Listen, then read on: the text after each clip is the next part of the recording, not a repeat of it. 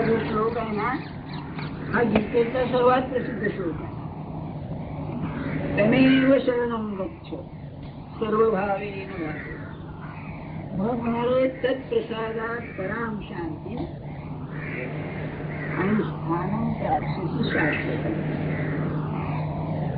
पहिल्यांदा अशी गोष्ट सांगतो आपल्याला की इंग्लिश मध्ये एक म्हण आहे की जिथे ज्ञानी माणसं पाऊल टाकायला मागे पुढे पडतात तिथे मूर्ख लोक बेघडत जातात. तशी स्थिती माझी आहे. कारण आपल्याजवळ शरणागती नाही, आपल्याजवळ तो भाव नाही, आपल्याजवळ ते ध्येय नाही. आणि सगळं असताना आपण ते सांगायचं. आमचे महाराज रात्रंदिवस नाम या म्हणून सांगायचे. पण इथं काय म्हणाले, एका गावाला जायला म्हणाले 2 रस्ते आहेत. एक सरळ आपला राजमार्ग आहे, हायवे सरळ मार्ग. दुसरा म्हणजे शॉर्टकट आहे, थोडक्यातला आहे. तो असेल तर शरणागती आहे, आणि रॉयल रोड असेल तो असेल तर भगवंताचं नाम असेल. ही जी पायवाट आहे ही शरणागती. आणि असं जर आहे मग आपण शरणागती का सांगत नाही का, असा प्रश्न झाला. आणि नामाची शेवटी म्हणजे परमेश्वर शरणागतीच होते. मग आज झाली तर काय अडचण नाही. पण शरणागती माझ्या मते शरणागतीला जेवढं सामर्थ्य लागतं तेवढं योगाला सुद्धा लागत नाही. योगामध्ये ज्ञानेश्वर महाराज म्हटलेलं आहे, पण उपास्थी ते योग्यच अधीन असे. या भगवंताची जी योग उपासना आहे करायची अधिकार पाहिजे. ते विरक्ती सगळं ते सगळं जमन नियम हे सगळं. शरणागती ही अतिशय कठीण. त्यात एक गोम अशी आहे, मी शरण जातो म्हणून शरणागती येऊ शकत नाही. कारण मीच गेल्याशिवाय शरणागती नाही. मग मी शरण जातो म्हणेल कशा. शरणागती आपोआप येते, ती आणायची नसते. थोडे शब्दांचे अर्थ सांगतो. शरण शब्द कशावरून आलेला आहे, श्रू धातूपासून आहे. श्रू आणि श्रू धातूचा अर्थ काय आहे, हिंसा करणे. काय हो, शरणा शब्दाचा अर्थ बघा आणि श्रू धातूचा अर्थ बघा. श्रू म्हणजे हिंसा करणे. तर हिंसा करणे या धातूपासून शरण शब्द निर्माण कसा झाला, त्याचा अर्थ असा आहे की मी माझी हिंसा केल्याशिवाय शरण जाता येत नाही.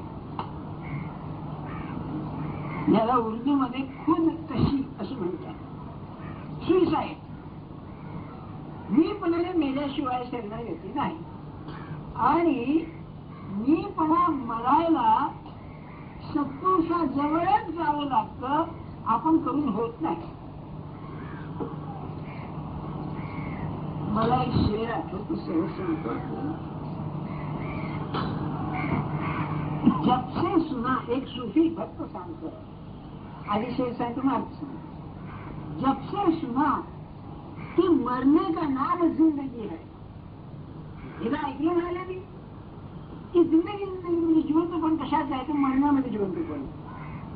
जब से सुना कि मरने का नाम जिंदगी है, सर को कफन लपेटे कातिल को ढूंढते हैं. कातिल म्हणजे कफन करणारा. तर कफन म्हणजे प्रेतावर घालण्याचं वस्त्र, त्याला कफन म्हणतात. तर म्हणजे डोक्याला कफन बांधलेलं आहे, म्हणजे मृत्यूची तयारी ठेवून. आणि कोणी कत्तल करणारा भेटतो का त्याची आम्ही घेऊन म्हणून त्याला वाटतो. म्हणजे माझा मीपणा मारून टाकणारा कोणी सद्गुरू भेटेल का म्हणून आम्ही तलाश करतो. नाही ना. मग शिव म्हणजे हिंसा, आणि माझी हिंसा क्या झाल्याशिवाय शरणागती नाही. गीता काय सांगते, तमेव शरणं गच्छ. हा मर्म आहे बरं, तमेव, त्यालाच, दुसरं कुणाला नाही. हे परमात्मा स्वरूप सद्गुरू किंवा देव, त्याला शरण जा. गच्छ काय आहे स्वाभाविक बघा, असं केलं तर बरं होईल, तसं केलं तर बरं होईल, हे चांगलं ते चांगलं नाही. इथे ऑर्डर आहे, आज्ञार्थ आहे, जा तमेव शरणं गच्छ, तमेव शरणं गच्छ सर्व भावेन भावे. आता तुम्ही मला असं सांगा, अर्जुनाचं काय प्रेम भगवंतावर, पण याही पेक्षा भगवंताचं अर्जुनावर काय प्रेम, नाही का? पण जेव्हा खरी गोष्ट सांगायचा प्रसंग आल्यानंतर मग गोड गोड बोलून गेलं, हे असं आहे बघ, तो पाहिजे असं ते हे कर, नाही तुझा. इतका त्यांचा प्रेमसंबंध, म्हणजे असं 11व्या अध्यायामध्ये भगवंता तुझं काय रूप आहे हे पाहून मी स्थिमित झालं, असा का तू आहेस?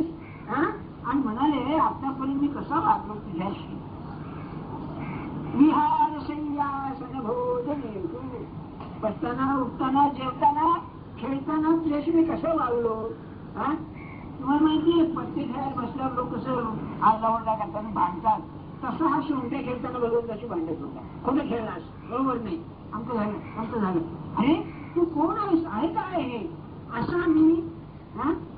त्याला भगवान आता स्वच्छ सांगताय, काय रे बाबा बाकी नाही काही इथे करायचं, काय त्या ईश्वराला शरण जातो. मागच्या सगळं ना, ईश्वर सर्वभूतानां, त्या ईश्वरालाच तुला शरण दिलं पाहिजे. सर्व भाव आहे ना, आपल्याला भाव एकच माहितीये का, साखरेचा भाव काय आहे, चहाचा भाव काय आहे, नाही एवढेच भाव माहिती आहे, नाही का? भाव शब्दात बरेच अर्थ आहे. त्यातला मीमांसा शास्त्र म्हणून जे आहे त्याच्यामध्ये भाव म्हणजे संस्कार वासना असा अर्थ. सांख्य शास्त्रामध्ये भाव म्हणजे ज्ञान अज्ञान, धर्म अधर्म, ऐश्वर्य अनैश्वर्य असा तिथे अर्थ आहे. आचार्यांनी गीता भाष्यामध्ये भाव म्हणजे भवनम अस्तिता, असण्याची बुद्धी, याचं नाव भाव आहे. आणि गुरुदेव नारायण भाव त्याला प्रेम म्हणत, भाव म्हणजे प्रेम. आता सर्व भावेने याचा अर्थ काय म्हणून भगवंताला काय म्हणायचंय, भाव याचा अर्थ सांगतो आपल्याला. पण सर्व बाजूने असा तात्पुरता अर्थ सांगतो आपल्याला. सर्वांगाने, सर्व बाजूने, विथ युअर होल लाईफ, असं नाही तुम्ही शरण जा. तमेव शरणं गच्छ, त्याला शरण जा सर्व भावेन भाव. मग काय होईल, तत्प्रसादात पराम शांती. गुरुला शरण गेलं तर काय खटला बरोबर व्हायचं आणि तुमच्या मनासारखं व्हायचं नाही, हो मुलीचं लग्न व्हायचं नाही. पराम शांती हे गुण विशेष आहे. 6व्या अध्यायामध्ये एक शब्द वापरलेला आहे भगवंताने, प्रशांतात्मा विगत ब्रह्मचारी व्रते स्थिता. साधक कसा पाहिजे, प्रशांत, प्रकर्षण शांत, अतिशय शांत. ही सगळं कादंबरी वाटते तुम्हा आम्हाला, कधी शांतीचा अनुभव आहे का आपल्याला? काही गडबड नसावी घरात तरी पण का उचलून पडत नाही. अरे तुला कशी शांती मिळायची, जे अशांतच आहे सगळं शांती मिळायची कशी? मग पराम शांती, याच्या पलीकडे शांती नाही अशी शांती तुला मिळेल. पराम शांती तत्प्रसादात शरण गेल्यानंतर त्याची कृपा होईल तुझ्यावर, आणि त्या कृपेने काय मिळेल तुला, आता शक्तिपात करील भगवान. काय देईल तुला, अतिशय शांती देईल. किती शांती देईल, आकाश जरी कोसळलं तरी हा घाबरणार नाही अशी शांती देईल. एक नेपोलियनची गोष्ट सांगतात. एक ब्रिटिश जनरल होता, सेनापती, तो त्याला एकदा भेटायला गेला. तेव्हा त्यांनी त्याला सहज विचारलं की तुम्ही एवढ्या लढाया लढल्या, 60 पासून लढायला लढल्या, इतके शांत राहतात कसे? सांगतो म्हणाला. दुसऱ्या दिवशी काय केलं त्यांनी, आपल्या अंगणामध्ये चहाचं टेबल ठेवलं. हे दोघं जण चहा प्यायला बसले आणि त्यांनी सांगून ठेवलं की त्याच्या मागे, त्या जनरलच्या मागे एक तोफ ठेवा, तोफ, लहान हाताने ढकलणारी तोफ, आणि चहा प्यायला कप हातात घेता की तो उडवा. आता ते तोफेचा आवाज म्हणजे केवढा भयंकर, शालेय फटाकडे उडतात त्याच्या मनुष्य तुम्ही घाबरतो नाही का? मग त्या तोफेचं काय एवढा कप हातात घेऊ, जनरल सेनापती हा काय मामूली नव्हे, लढाया पाहिलेल्या सगळ्या अशा. आणि हा शांत. तुम्ही तो म्हणाला, अहो तुम्ही शांत कसे? तो म्हणाला, असं आहे, जगात अशी गोष्ट नाही की जी माझ्या मनस्थितीवरती आघात करेल. हो, मीच नाही तर नेपोलियन म्हणजे आवडूच पुरुष होऊन गेला. माझ्या म्हणण्याचा हेतू काय आपल्याला? ही शांती. आणि तुम्हाला सांगतो, गीता आता संपत आलेली आहे. आपल्याला जर शिकायचं असेल तर शांती शिकायची. जो शांती नाही ना तो परमार्थीच नाही, ध्यानात ठेवा. बोल. आणि शांती कोणाला येईल? जो अत्यंत शोषित असेल त्याला शांती येईल. शोषण्याची ताकद पाहिजे. ठीक नाही, एखादी फुटलेलं आहे, आमको मला आमको बोलला, मला झोपली नाही रात्री, कशाला लगेच झोप करतो असं नाही. काय अरे बचवण्याची ताकद पाहिजे. खरोखर ते बरोबर आहे. हो, अलीकडे अॅमिबिक डिसेंट्री, डायरिया, गॅस्ट्रो हे सगळे जुलाबाचे प्रकार होतात. तसे सुद्धा अशांत हा त्यापैकीच प्रकार आहे. तरी शांती म्हणजे कादंबरीच वाटते माणसाला. हे असं असू शकेल का माणसाला? मग पराम शांती. आणि त्यांचं म्हणणं भाग बरोबर आहे. तर प्रसादा मी मिळवेन नाही, त्याच्या कृपेनेच मिळेल. आणि स्थानम प्राप्त शाश्वत. या शाश्वत स्थानाबद्दल थोडं सांगतो आपल्याला. याचा वेदाशी संबंध आहे. ऋग्वेदामध्ये सूर्य देवता ही प्रधान आहे. सविता, आदित्य, ती आदिती म्हणून एक देवता सुद्धा आहे. पण पुढे पुढे काय झालं, त्या सूर्याचं स्थान विष्णूला आलं. विष्णूचा जवळजवळ 100 वेळा उल्लेख आहे ऋग्वेदामध्ये, त्या 10 मंडलामध्ये. आणि विष्णू कोण? तर जो व्यापतो संबंध तो विष्णू. व्यापतो संबंध व्यापून आहे तो विष्णू. सांगण्यात हेतू काय आपल्याला? हा जो विष्णू आहे, हा विष्णू पृथ्वी, अंतरिक्ष आणि द्युलोक असं त्यांची भाषा, याच्याही पलीकडे आहे. ते त्याला परमस्थान नसलेलं आहे. त्यात विष्णू परमं पदम असं वेदात म्हटलंय. आणि कठोपनिषदामध्ये हेच त्यांनी मोठी सांगितलेली आहे, परमं पदम. आणि याच्या पलीकडे अवस्था नाही, किंवा अवस्था नाहीच तिथे, ते स्थान. म्हणून स्थानम प्राप्स्यसि शाश्वतम. बरं का? लक्षात विष्णू परमं पदम, पुरुषोत्तमाचं स्थान फार म्हणा. गीतेच्या भाषेमध्ये पुरुषोत्तमाचं स्थान म्हणजे या पदाचं काय मर्म आहे? नेहमी जे थोर असतात ते उच्च पदावरती असतात. आपल्याकडे राजा सिंहासनावर बसतो तेव्हा तुमच्या आमच्या बरोबर बसत नाही, तू वर बसतो. कॉलेजमध्ये प्रोफेसर लोक सुद्धा प्लॅटफॉर्म वरती बसतात. म्हणजे ते काही माणूस वर असतो असं ना, रे पद्धत आहे. लोकांना ऐकायला सोपं जाऊ म्हणून असतं, तो वर असतो असं नाही. तेव्हा उच्च पद म्हणलं की वर आहे. आणि याच्याही पलीकडे पद असणं शक्य नाही, असं जे पद ते परमं पद. म्हणजे माणूस विकसित होऊन प्रगत होऊन किती होणार याच्या पलीकडे आता नाही. तुर्यातीत अवस्था, 3 अवस्थांच्या पलीकडे 4थी तुर्या, त्याच्याही पलीकडे तुर्यातीत अवस्था आहे निरंतर तो पुरुष. ही अवस्था ते परमं. श्लोकाचा अर्थ ध्यानात आला ना. आता ज्ञानेश्वर महाराजांची ओव्या बघा. पहिल्या ओवीत ज्ञानेश्वर महाराजांनी एक गोळी मारली असं म्हणायला बरोबर सांगितलं माहिती. तुम्हाला माहिती का, या प्रदर्शनांच्या मध्ये काही खेळ असतात. 1 रुपया टाकायचा आणि 100 रुपये घ्यायचे. ती थाळी अशी असते झाली की तुम्ही टाका 1 रुपया पलीकडे जोडून जातो, कधी त्या थाळीत राहायचा नाही. असा टाकला पाहिजे रुपया की तिथे राहील, असं त्याचं असतं नाही का? तसं किती कृष्णाचे भाष्यकार काय करतात, रुपये घेतात ते बाहेरच पडतात सगळे, बरं का? म्हणून अर्थाला नाही. ज्ञानेश्वर महाराजांची पहिली जोडी अशी आहे. हा श्लोकाचं मर्म आहे. म्हणाले, तया अहम वाचा चित्त अंग देवोनिया शरण रेग महोदही का गांग रिघालेले. काय सुंदर दृष्टांत आहे. महोदधी म्हणजे महासागर, मोठा समुद्र.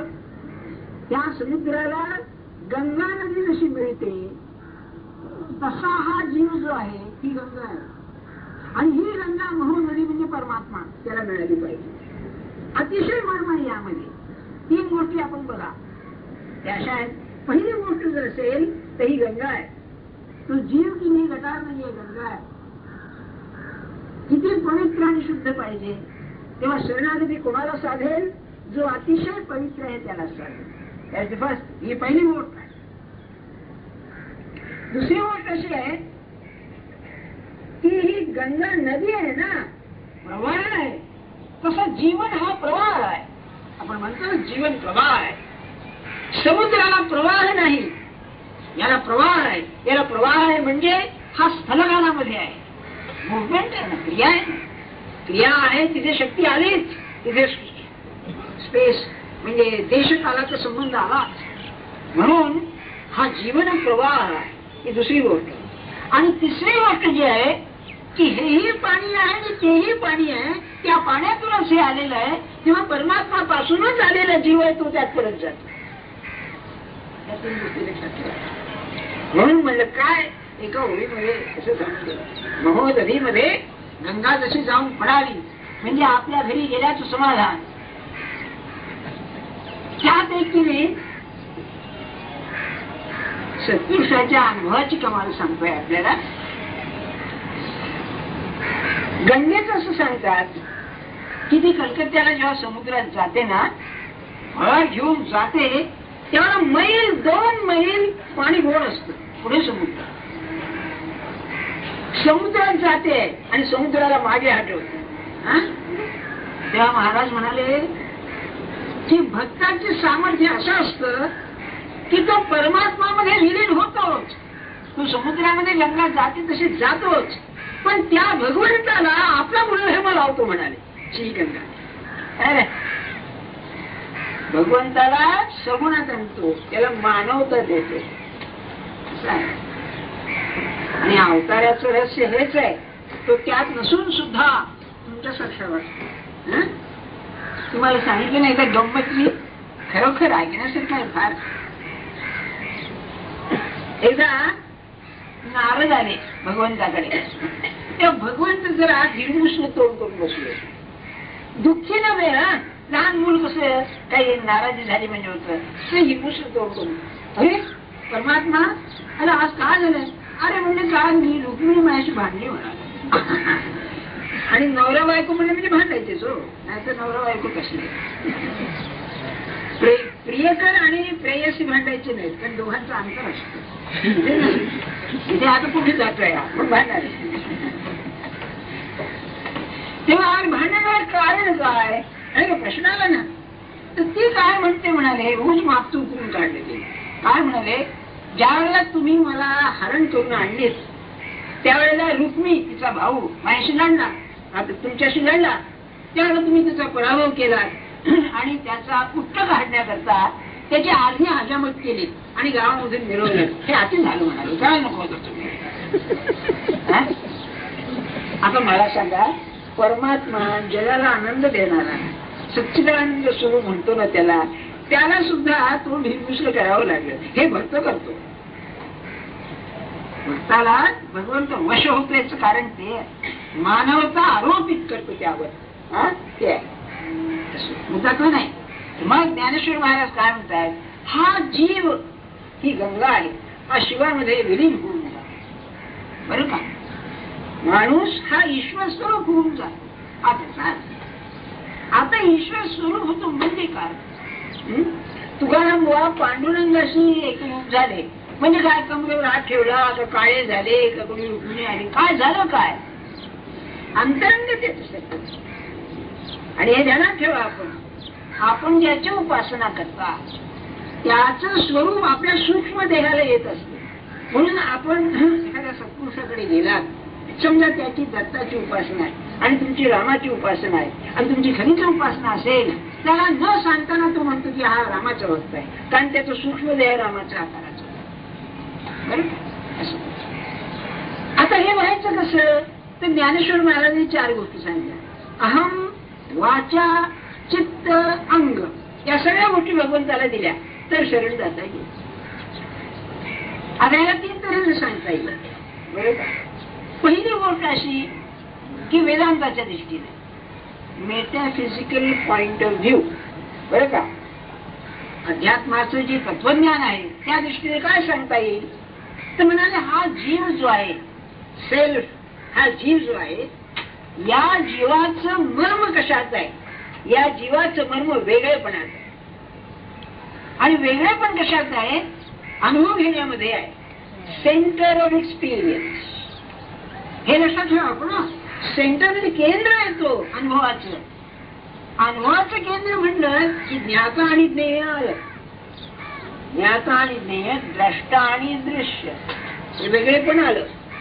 तर मग काय होतं या बाबतीमध्ये, हे जे संबंध दृश्य आहे, विश्व आहे, या विश्वाशी तो तादात्म्य होऊन जातो. भगवंताच्या प्राप्तीचे 2 मार्ग आहेत या दृष्टीनं, वेदांताच्या दृष्टीनं. एक मार्ग असा की संबंध जगात तोच आहे पाहणे, नाही का ज्ञानेश्वर महाराजांची ओळी, जे जे भेटीजे भूत ते ते मानिजे भगवंत, हा भक्तियोग निश्चित जाण माझा. अरे फार कठीण आहे. प्रत्येक मानी भेटेल ते परमात्मा स्वरूप आहे पाहणं म्हणजे काय, दारू पिऊन पाहणं असं आहे का? अरे फार कठीण आहे ती गोष्टी आहे. दुसरा मार्ग काय आहे की माझ्यामध्ये आहे तोच आधी पाहणं. मी सांगितलं ना, समर्थांची गोडी आपल्याला अनेक वेळा सांगितली, आधी पहावा देहधारी मग शोधावे जगदांतरी.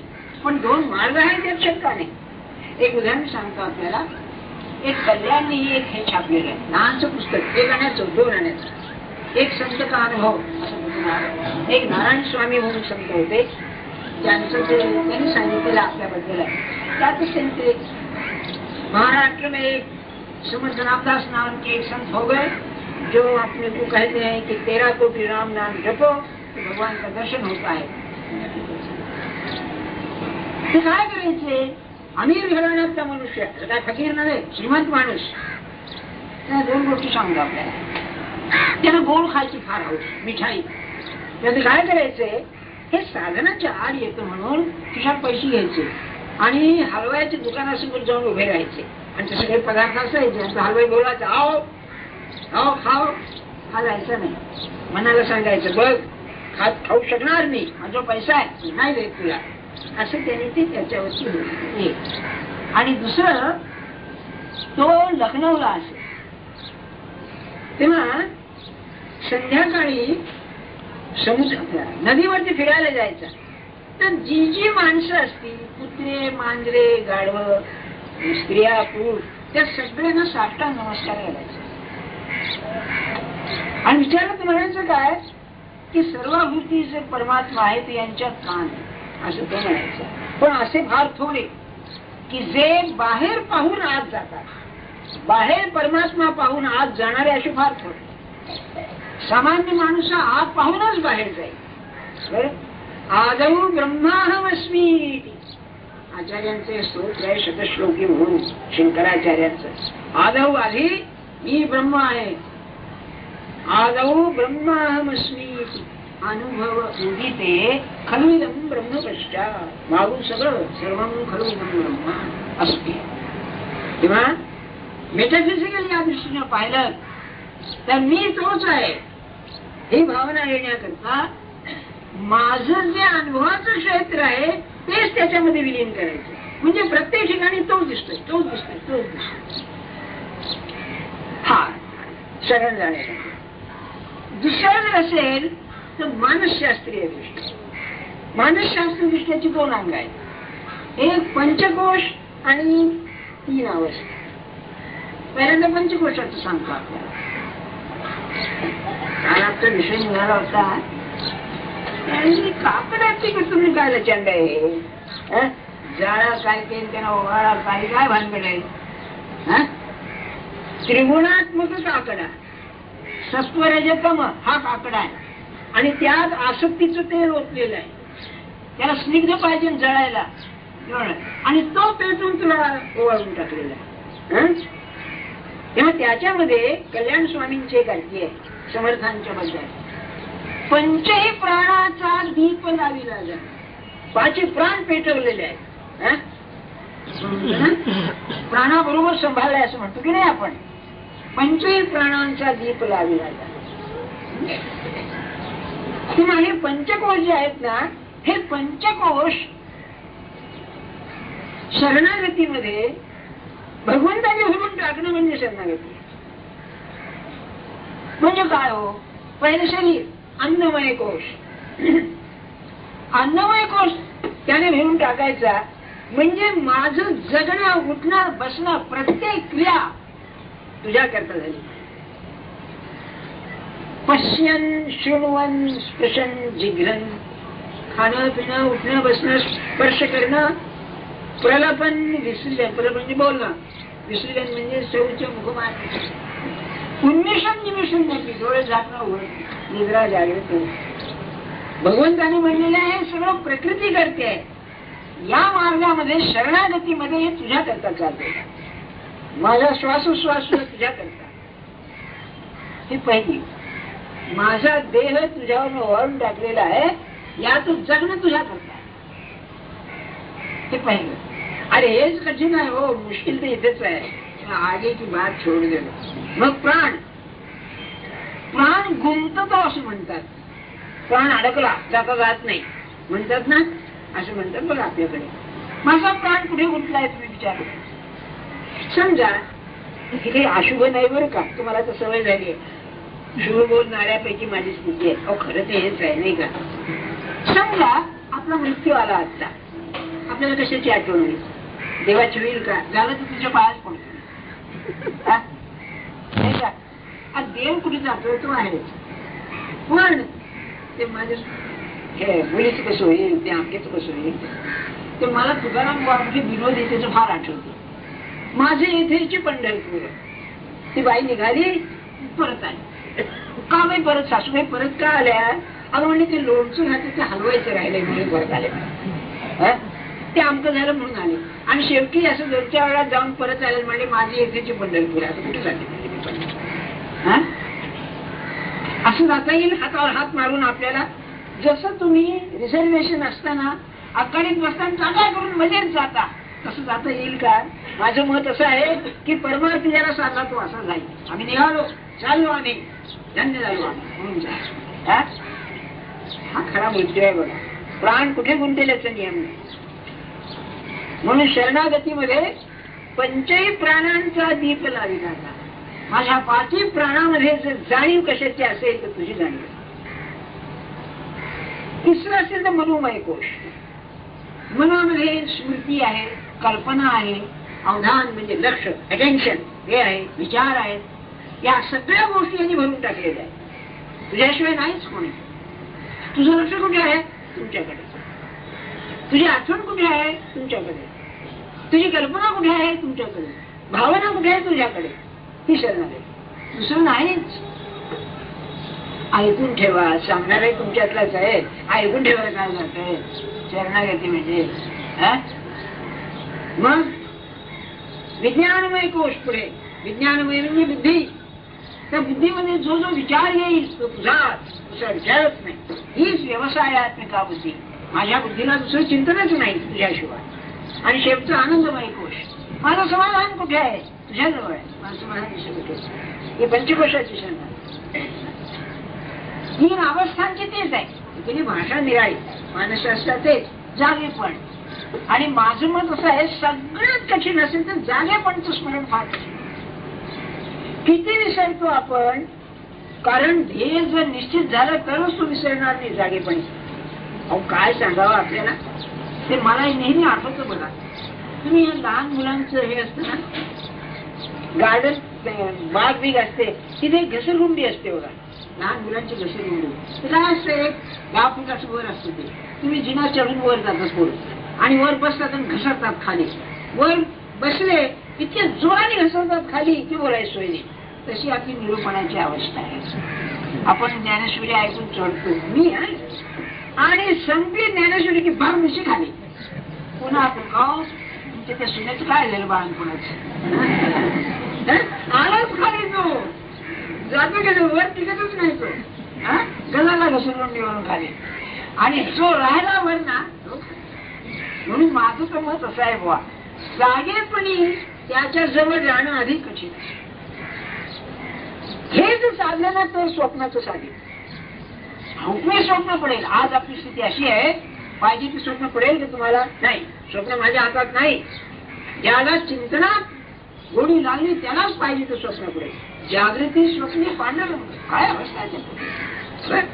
आणि स्वप्नात आणि जागेपणी आलं की म्हातार आपल्या शेवटच्या अवस्थेमध्ये सुषुप्तीमध्ये कठीण नाही. बरोबर आहे. नामाचा असा अनुभव येईल, तुम्ही खरोखर जर नाम घेता घेता निजलात आणि खरं झोप त्यात आली पाहिजे. झोप ही अवस्था आहे ना, निद्रा ही अवस्था आहे. तेव्हा जागे पण संपलं आणि एकदम झोप आली, मध्ये दुसरा विचार आला नाही आणि नाम राहिलं, तर जागा झाल्यावर एकदम नाम यायला लागेल. कारण झोपेत चालू असतो त्या अवस्थेत.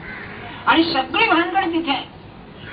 आपण निजेपर्यंत जप करतो, पण झोप लागणार अवस्थांतर त्याला म्हणतात. ही अवस्था ती अवस्था येणार, ते लगेच दुसरं काहीतरी विचार येतो आणि त्याचा तो विचार शेवट करतो.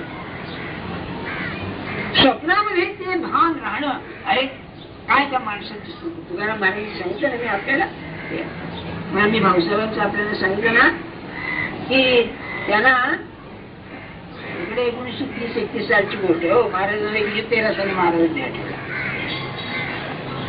त्यांना पहाटे स्वप्न पडलं आणि स्वप्नामध्ये एक मनुष्य आला, म्हणला तुला मूठ मारू का म्हणाला. ते काहीतरी प्रकार असतो तंत्रशास्त्राचा, वाईट प्रकार असतो, मूठ मारू का. तर स्वप्नामध्ये भाऊसाहेब त्याला म्हणाले मार म्हणाले, पण महाराजांना विचारलं. बघा काय बघा सांगा. म्हणून मी सांगतो ना तुम्हाला, हे शास्त्र पुस्तकाचं नाही, मी माणसं पाहिलेली आहेत अशी साधी माणसं. साधी म्हणजे व्यवहार देशाला प्रसिद्ध नाही, विद्वान नाही काही, पण काय मनाची अवस्था मला सांगा. स्वप्नामध्ये सुद्धा त्यानं त्याचं दिसत नाही. म्हणजे म्हणून मी नेहमी म्हणतो, अगदी माझी खात्री आहे, परमार्थ म्हणजे काय, माझा मी जितका माझ्यामध्ये गेलेलो आहे तितका तो जाणं, याचं नाव परमार्थ आहे. याला इंग्लिशमध्ये इंटिग्रेशन म्हणतात, आत्मसात. नाम असा आत्मसात व्हायला पाहिजे. कसं की स्वप्नात सुद्धा काय करता तुम्ही, मी नाम घेतो म्हणजे मग अंतकाळी की काळजी नाही. मग बरोबर. अरे मी परवा सांगितलं कोणाला, त्याला असं वाटेल थांब माझं नाम व्हायचंय, कशाला काय करतोयस. त्याला मृत्यू म्हणजे नुसतं अवस्थांतर आहे, जिवंतपणाने मृत्यू काय त्याला भय नाहीच. कारण इथून गेला तर नामच घेणार, तो काय करणार. असं आहे सांगण्यात येतो का आपल्याला की स्वप्नामध्ये सुद्धा ते राहणं शरणागतीचे लक्षण सांगतं. आणि मग गाढ झोपेमध्ये दुसरं नाहीच काही. गाढ झोपे ही वासनात्मक आहे, त्याला अनकॉन्शियस इंग्लिशमध्ये म्हणतात. सगळे पूर्ण संस्कार तिथे साठवलेले असतात. तिथपर्यंत खाली हा गेला हे त्याचा आहे, मी त्याचा आहे, ते गेलं की तिथेच गेला, मी त्याला वेगळं पण नाही. समाजशास्त्र दृष्ट्या शरणागती म्हणजे काय अरे प्रश्न ना. माणूस म्हणला की समाजाशिवाय नाही. आणि समाजाची 3 अंग आहेत. एक व्यक्ती, दुसरी संस्था आणि तिसरं संस्कृती. The individual, culture and the institution, हे 3 समाजाची अंग आहेत. सामाजिक जीवन म्हणजे काय, या 3 गोष्टी. तर याच्यामध्ये शरणागती म्हणजे काय, याच्या शरणागती सांगतो आपल्याला कल्चरचं, संस्कृतीचं. आपली काही किती मूल्य असतात. संस्कृतीचं महत्व असं आहे, काही मूल्य असतात, त्या मूल्याकरता आपण जगतो. मग तुम्ही पैसा अडका म्हणा, लौकिक म्हणा, विद्या म्हणा, काय तुमचं मूल्य असेल ते काय नुसती प्रकृती बरी मूल्याकरता आपण जगतो. तर तुझं मूल्य कोणचं, तो जवळ असणे माझं दुसरं नाहीच. अहो तुम्ही कशाकरता जगता आणि त्याच्याकरता जगतो, हे माझं मूल्य आहे. परममूल्य, सुप्रीम व्हॅल्यू हे त्याच्या दृष्टीने. संस्था, कुटुंब संस्था आहे. ते कुटुंब संस्थेत असताना हे सगळं त्याचं आहे, माझं नाही, त्याने दिलेलं आहे. नाही काय सांगू तुम्हाला, हे लोक कसे असतात. खरं ते भरजीव आपण म्हणाले की खरं आहे, मुलगा मेला एवढा मोठा आणि खरा हो बापाचं कौतुक करणारा काय, ही भाग्याची गोष्ट आहे. बरं बापासारखा किंवा सवाई मुलगा असणं हे भाग्य थोड्यांचंच असतं. मला 2 जोड्या आठवतात. एक पंडित मोतीलाल नेहरू आणि जवाहरलाल नेहरू. जवाहरलाल नेहरूच्या नशिबी ते नव्हतं. त्यांच्या त्या एका पुस्तकात असं लिहिलेलं आहे की एक चित्रकार होता. त्या चित्रकाराने या बाईचं त्यांच्या मुलीचं चित्र काढून त्यांना दाखवलं.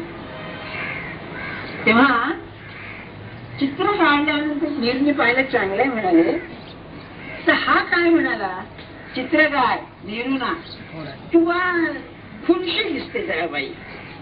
हा तेव्हा नेहरू काय म्हणाला बरोबर आहे म्हणजे ती तशीच आहे. विथ 3 प्रेसिडेंट्स बघा मी काय बात मारत नाही त्याच्यात हे लिहिलेलं बाई असं. हा बाई तशीच आहे म्हणाले. म्हणजे हे सुख त्यांना नव्हतं पण ते मोतीलालला होतं बरोबर. बापचं बेटा असं नाही. दुसरे रवींद्रनाथ आणि त्यांचे वडील महेंद्रनाथ तेही फार मोठे होते. ते याचे बंगालमधल्या समाजाचे हे अध्वर्य होते. ते त्यांचा मुलगा रवींद्रनाथ कसं होतं ते रवींद्रनाथाला ते भाग्य नव्हतं. अरे शिवाजीला ते भाग्य नव्हतं तर बाकी त्यांचं काय सोडून द्या काय सांगायचं. हे जगात फार दुर्मिळ होते. टिळकांना नव्हतं, गांधींना नव्हतं. त्यांचं तो अब्दुल्ला गांधी नाही का मुसलमान काय झाला दारू पिणारा भयंकर आणि मग त्याला पुन्हा हिंदू केला काय काही करू नाही. मला काही इतिहास सांगायचा नाहीये तुम्हाला पण असं आहे. सांगण्याच आहे तू काय आपल्याला की कुटुंब संस्था याच्यामध्ये शरणागती म्हणजे ज्या परिस्थितीत तू ठेवलंयस ना तुझी इच्छा दुसरं नाही. इथे दुसरी सत्ताच नाही कोणाची. तुझ्या इच्छेने आहे तुझ्या इच्छेने आहे. आणि व्यक्तिगत जे असेल ना माझ्या जगण्यामध्ये राहण्यामध्ये उठण्यामध्ये बसण्यामध्ये तू आहेस तुझ्याशिवाय नाही. याला ते मी आपलं घट्ट धरून ठेवलाय. त्या रामकृष्णांच्या चरित्रातली गोष्ट तुम्हाला सांगून ठेवलं ऐकून ठेवा. साला आले का तिथे आचरणामध्ये एक गोष्टी होतं कोष्टी. आता रामकृष्ण 1885 साली गेले. 1885 साली ते 52 वर्षाचे होते. म्हणजे त्याच्या आधी 50 वर्ष जन्माला गेले. आता 150 वर्ष झाली त्यांना जवळची नाही का. 1990 म्हणजे तर नाही हो म्हणजे मृत्यूला 100 वर्ष झाली पण त्यांना 150 वर्ष झाली किंवा तेव्हा त्यावेळेला जातीभेद किती कडक असण्याची कल्पना करा. हे ब्राह्मण आणि तो कोष्टी पण हे आपल्या गावी गेले म्हणजे 4-5 दिवस त्याच्या घरी जाऊन राहायचे. केवढा हे असेल मला सांग धाडस पण त्याचा अधिकार काय. म्हणजे मी काय सांगतो शरणागती जशी होती देहाची व्यक्तिगत शरणागती. तिचं काय झालं हा गोष्टी दिवसभर काम केलं. रात्री आपलं खेडेगावचं जीवन अंगणामध्ये खाट टाकलेली त्याच्यावरती हुक्का पीत बसलं. हुक्का म्हणजे बिडी प्यायसारखीच असते. अरे काय पूर्वीचे लोक प्यायचे हुक्का म्हणजे त्याला ती नळी बिडी असायची. त्याची तंबाखू गोड असते ती फार वास फार गोड असतो त्याचा असं ते पीत बसला. इतके 4 चोर आले. त्यांनी पाहिले की हा बरा गेलेला ठेले कसा बरं का चल म्हणजे आमच्या बरोबर. त्याला कल्पना नाही त्याला जबरदस्ती घेऊन गेली आणि शेजारची गावामध्ये चोरी केली. चोरी करून जी चांदीची भांडी लुटली ती एका पोत्यात घातली. याच्या बोलते ज्याच्या घरी चोरी झाली त्याने पोलिसला कळवलं. पुढच्या गावामध्ये ते पोलीस आले आणि हा सापडला. ते चोरगिरी पळवली. हा सापडला. कसा सापडला रंगी हात म्हणतात त्याला पूर्वीमध्ये म्हणजे साक्षात सापडला ना हो. डोक्यावरची बोजा त्याचा आणि हा ते लोक पाहत राहिले. आणि त्याचं साधू म्हणून प्रसिद्ध आहे आणि याच्या डोक्यावरती आहे. तोही काय बोलला नाही. ते त्याला पोलीस लॉकअप मध्ये ठेवलं. लॉकअप मध्ये ठेवला. दुसऱ्या दिवशी मॅजिस्ट्रेट समोर डिस्ट्रिक्ट मॅजिस्ट्रेट उभा केला. सगळे वकील पाहत राहिले. अरे का भानगडी आता तो सापडला असल्यामुळे रेड हँडेड म्हणतात तसा त्याला शिक्षा देण्याशिवाय गत्यंतरच नव्हतं. तेव्हा एक वकील उठला आणि म्हणला साहेब जज साहेब आपण त्याला विचार काय झालं. हा मनुष्य तसा नाहीये काहीतरी नफरत आहे यामध्ये. आपण त्याला विचार. बरं म्हणाला तुला काही सांगायचंय का. होय म्हणाला. तो म्हणाला दिवसभर काम केलं रामाची इच्छा. जेवण झालं रामाची इच्छा. हुक्का पीत बसलो होतो रामाची इच्छा. 4 चोर आले रामाची इच्छा. मला जबरदस्ती घेऊन गेले रामाची इच्छा. त्याने चोरी केली रामाची इच्छा. माझ्या डोक्यावरती बोजा झाला रामाची इच्छा. पोलीस आले ते पळून गेले रामाची इच्छा. मला लॉकअप मध्ये ठेवलं रामाची इच्छा. आपल्या समोर उभं केलंय रामाची इच्छा. पुढे काय होईल तर रामाची इच्छा. आपल्याला हे विचित्र दिसतं, परंतु मला तुम्ही खरं सांगा, मी तुमच्यापैकी तेव्हा मला खोटं सांगून चालायचं नाही, की खरं तुमच्या प्रसंग आला असताना पहिली प्रतिक्रिया काय येते? समजा एखाद्या माणसाने तुमची निंदा केली किंवा व्यवहारात उदाहरण घेतो, एक चांगलं स्थळ आहे मुली करता आणि काही कारण नसताना मुलगी पसंत नाकारलं, काय माणसं? हे पहिली प्रतिक्रिया नाही का? इतके लोकात प्रसिद्ध आहेत, चांगले आहेत, सज्जन आहेत म्हणून म्हणले आम्ही काय माणसं आहेत. बरं म्हणजे रामाची इच्छा, जाऊ द्या आता आपलं काय आहे, रामाची इच्छा सगळं आटमलं म्हणजे शेवटी येते. याच्या उलट झालं पाहिजे. पहिलं तू असेल तुझी इच्छा, अरे हा परमार्थ आहे, असं काय करतो? शरणागतीचं मी सांगतो ना, जरा मी जास्त सांगण्याचं कारण असं, गीतेचं प्राण आहे शरणागत. आणि अर्जुनाने शेवटी सुरुवातीलाच म्हणलं, शारिमाम त्वाम प्रपन्नम. पहिल्या अध्यायामध्ये मला शिकव तू, कारण मी शरण आहे तुझी. ही शरणागती आल्याशिवाय भगवंतांनी गीता सांगितले नाही. महाराज फार कमाल केली. तू म्हणाला म्हणले शरण गेलो, पण त्याला शरणागतीची कल्पना नव्हती, म्हणून 18 अध्याय गीता सांगून शेवटी मला सांगावं लागलं म्हणजे शरणला. खरंच आहे ते, सत्पुरुषाची गंमत असते नाही. तुला जर सांगावं लागलं, शेवट म्हणाला प्रपन्न त्वाम प्रपन्न, मी शरण आहे तुला. याला की नाही त्या अखंडानंदाने फार छान सुंदर सांगितलं. शरणागती आणि प्रपन्नामध्ये फरक काय आहे? हा सुरेख आहे. तर प्रपन्नामध्ये काय आहे, जो शरण जाणारा आहे तो भगवंताचे चरण करतो, आणि शरणागतीमध्ये भगवान त्याला धरून आपल्याकडे येतो. म्हणून मार्जार न्याय आणि मर्कट न्याय. माकड असतं त्याला पिंड चिकटतं, ती माकडी उड्या मारते तर तिच्या अंगाला ते चिकटलेलं असतं. हे प्रपन्न आहे, म्हणजे भक्त त्याला धरतो. अरे भक्त धरू ना, त्या अनंत भगवंताला कसा धरणार? भगवंतानेच तर धरायला पाहिजे. ते असेल तो मार्गार. आणि मी पाहिलेलं आहे ते पिल्लू किती गप्प नसतं बघ. हा ती मांजरी त्याला उचलते, धडपडत घेऊन जाते, तिला पाहिजे तिथे नेते, पण काही करीत नाही हो. नाही तर पंजा मार्ग चालते, पण त्या आईला नाही बघा. असं भगवंताच्या हातात गेलं पाहिजे नाही का? ते मांजराला जसं त्याचं कातडं धरून मांजर उचलतं, तसं भगवंतानी गजांडी धरून उचललं तर गप्प बसलं पाहिजे. ते नाही आपल्याला बघ, आपण केक काढतो, केक काढले हरकत निवड सुटण्याची धडपड करू नये हो, असं काय करतात नाही का? आपलं ते आहे सोड बाबा, नाही दर्शन ते. म्हणून शरणागतीचे आता ज्ञानेश्वर महाराज म्हणतात त्यांच्या भाषेत अहम चार सांगितलं, अहम वाचा चित्त अंग. हे मला देऊन तू शरण हो. शरण रिगाला कसा हे देऊ अहम. सगळ्याचं मूळ तिथे आहे तुमचं बरं का? ते इंग्लिश मध्ये याचं फार छान आहे. एक ग्रंथ आहे बरं का, राल्फ वॉल्डो ट्राईम म्हणून त्याचं नाव आहे. अमेरिकन मनुष्य आहे तो. आता मिळतो का नाही कोणाला शोभा, बरेच दिवस झाले मला वाचून. त्याच्या ग्रंथाचं नाव आहे in tune with the infinite. अनंताशी संवाद. जसं ते गाण्यामध्ये वादी संवादी स्वर असतात ना, तसं याचा स्वर अनंताशी जोडलेला आहे. In tune with the infinite. त्यात त्याचं म्हणणं असं, तर हा बरोबर आहे त्याचं म्हणणं वेदांता दृष्टीने. आपण शांत आहोत, फायनाईट, आपण मर्यादित आहोत. तेव्हा आपण मर्यादित जरी असलो तरी मूळ तेच आहोत. तेव्हा ही मर्यादा याला वेदांत उपाधी म्हणतात. आपण निरुपाधिक व्हायला पाहिजे. म्हणजे ही जी मर्यादा आपण घातलेली आहे ती नाहीशी केल्याशिवाय त्याशी एक रूप होत आहे. तर आज मर्यादा सोडावी म्हणजे तर सुटत नाही. एक विचार करा तुम्ही की तुमचा मुलगा काहीतरी ते वर आलेला आहे आणि त्याला ते 1 लाख रुपये पाहिजे ऍडमिशन मिळायला कुठे, आणि तुमच्यावर नाही. तुम्ही किती म्हटलत ना, नाही बुवा त्यांची इच्छा दिसत नाही बुवा, आमका आहे तमका आहे, पण तो नाराज झालेला पाहिल्यावर तुमच्या मनाला काय वाटेल?